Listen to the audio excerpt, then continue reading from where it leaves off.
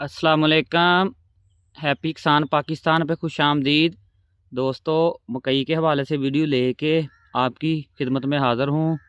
मैं वकास बशीर और आज की वीडियो में मैं अपने दोस्तों के साथ बात करूँगा मकई की जो बीमारी है स्टॉक राट, जो कि मकई का पौधा जो है जैसे ही ऊपर टैसल निकालता है वो जड़ से सूखना शुरू हो जाता है और दाना बनने के अमल के दौरान ही पौधा सूख कर मुकम्मल ख़त्म हो जाता है और पैदावार में यकीनी तौर पर बहुत ज़्यादा नुकसान का वो बायस बनता है। और बहुत सारे दोस्त हजरात जो हैं मकई के ज़िम्मेदार इस बीमारी से बहुत ज़्यादा परेशान हैं।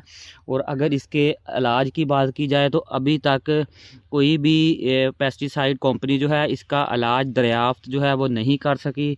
सिर्फ हफाजती तदाबीर हैं जो कि बर वक्त की जाएँ तो आप अपनी मकई की फसल को स्टॉक राट यानी कि सूखने की बीमारी से बचा सकते हैं। और इस पे पहले भी मैं हैप्पी किसान पाकिस्तान पे मुख्तलिफ मशवरे और मुख्तलिफ वीडियो जो है वो अपलोड कर चुका हूँ। आज मैं डिटेल के साथ इस बीमारी के बारे में बात करूंगा और उसके साथ साथ इसकी जो हफाजती तदाबीर है वो भी मैं अपने दोस्तों के साथ शेयर करूंगा, क्योंकि जो हजरात हैप्पी किसान पाकिस्तान की वीडियोस जो हैं वो देखते हैं उनके लिए आसानी पैदा हो और वो उनकी फ़सल जो है मकई की फ़सल जो है वो स्टॉक राट से महफूज रहे।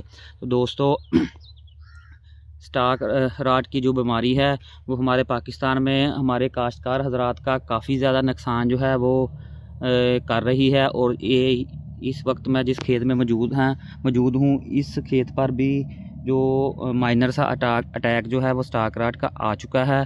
तो सबसे पहले तो जो हफाजती तदाबीर हैं उनमें अगर आप मुसलसल अपने खेतों में मकई की फसल ही काश्त कर रहे हैं तो अपनी मकई की तरतीब को चेंज करें।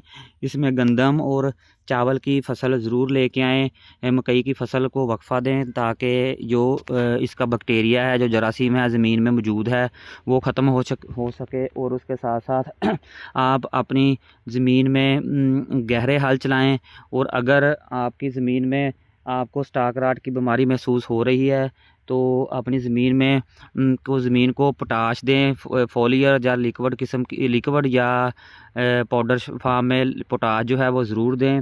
और सबसे एहतियात वाला मरहला ये है कि जब आप पानी लगाएं तो अपनी ज़मीन की अपनी फसल को नॉर्मल पानी लगाना है, डोबे वाला पानी नहीं लगाना। बहुत सारे काश्तकार हज़रात की ये प्रैक्टिस है कि वो 4-4 5-5 एकड़ को इकट्ठा पानी छोड़ देते हैं और जो पौधे का जो जड़ होती है जो नीचे वाला हिस्सा जो वो पानी में डूब जाता है। वो इसलिए कि गर्मी बहुत ज़्यादा है और ताकि आपके 4-5 दिन निकल सकें। जैसे ही आप मकई को ज़्यादा पानी लगाते हैं तो ये बीमारी बड़ी तेज़ी के साथ फैलती है और बहुत ज़्यादा नुकसान का जो बायस है वो बनती है। सबसे पहले आपकी मकई के नीचे वाले पत्ते जो है वो खुश्क होना शुरू हो जाते हैं और आस्ता आस्ता वो ऊपर तक चले जाते हैं, छल्ली को क्रॉस कर जाते हैं और दाना जो है वो बनने का अमल ही नहीं होता। जब बिल्कुल कच्ची स्टेज पे दाना आपका सुखड़ जाता है और पैदावार में बहुत ज़्यादा नुकसान का वो बायस जो है वो बनती है। अभी मैंने ये 3 प्लांट जो हैं इसी खेत से निकाले हैं।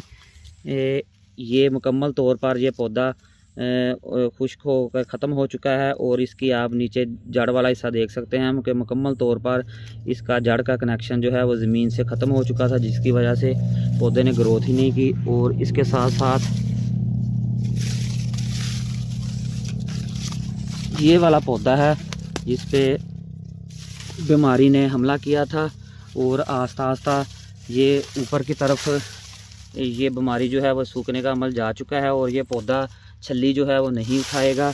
और ये इसका आप तना दे सकते हैं कि ये इसकी हालत जो है वो बन चुकी है। और इसके साथ साथ ये मैंने इसके पास है ये सेहतमंद पौधा जो है वो लिया है। ये बिल्कुल साइडों पे मकई के प्लांट जो हैं वो बिल्कुल नॉर्मल थे और हाई पॉपुलेशन पे ये मकई लगी हुई है, जिसकी वजह से ये सेहतमंद प्लांट भी जो है वो बहुत वीक सा नज़र आ रहा है, लेकिन इसकी हाइट भी ठीक है और ये ऊपर तक जो है वो ग्रीन भी है। और अगर इसकी रूट का और इसके स्टेम का जायज़ा लें तो ये देखें ये बिल्कुल फ्रेश है, तंदुरुस्त है। और इसके साथ साथ ये बीमारी वाला जो पौधा है उसके ये हालात हैं। और अगर आप इस शीशे की स्मेल लेंगे तो बहुत ही अजीब सी स्मेल भी इसमें से आएगी।